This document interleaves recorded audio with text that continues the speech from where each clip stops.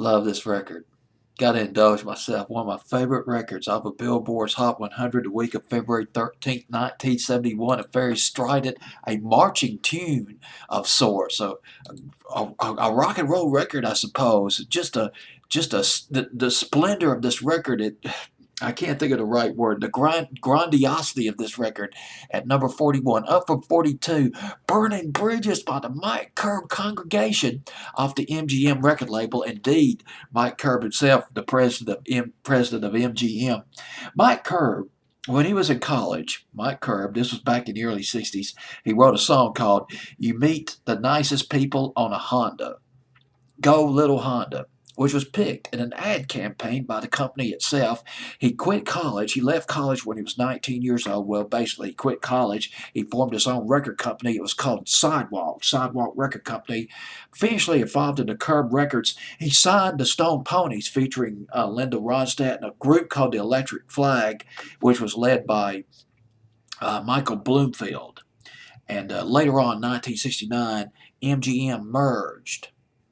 He merged his record company, which I guess was Curb, or it was either Sidewalk or Curb, with MGM, and became president of MGM and Verve Records. He signed a whole bunch of people, produced a whole lot of acts. One of the acts that Mike Curb sort of discovered, they were on the Andy Williams show, but he put them on the map as far as the pop charts was concerned, was the Osmonds. Mike Curb, here's the thing, Mike Curb saw the Osmonds perform. He thought they had a lot of raw talent. It just needed to be honed a little bit. Mike Curb got them a deal with MGM Records, the Osmonds. He arranged for them to record at the legendary famed studio in Muscle Shoals. Rick Hall producing. Rick Hall produced their first hit, One Bad Apple. He also produced Sweet and Innocent, recorded at Muscle Shoals. As a matter of fact, Sweet and Innocent was written by Rick Hall and Billy Sherrill, covered by Roy Orbison back in 1958, but was not a hit for Roy Orbison. And Rick Hall also produced one of the Osmonds' biggest hits, Yo-Yo. Remember that? Back in the fall of 71, originally done by Billy Joe Royal back in 66, 67, but didn't chart. Not on Billboard's Hot 100. So this Mike Curb had quite a reach. And he came out with this, he formed this group, Mike Curb Congregation, and they came out with Burning Bridges, which is from the movie Kelly's Heroes, starring Clint Eastwood. A year later, the Mike Curb Congregation would back up Sammy Davis Jr. in this big comeback hit, The Candyman, in 1972.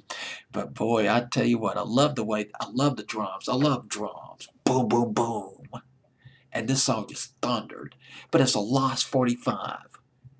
Call the FM oldie stations and request a song, and they'll tell you, what the hell are you talking about? Mike Curb Congregation? Or they might be more diplomatic. They may say, okay, well, let me look for it. Of course, they don't know what you're talking about. They're not looking for it. Anyway, gotta get off my soapbox. Let's get to this record right now. Mike Curb Congregation, Burning Bridges, a song of regret. Here it is. From Billboard's Hot 100, February 13th, 1971.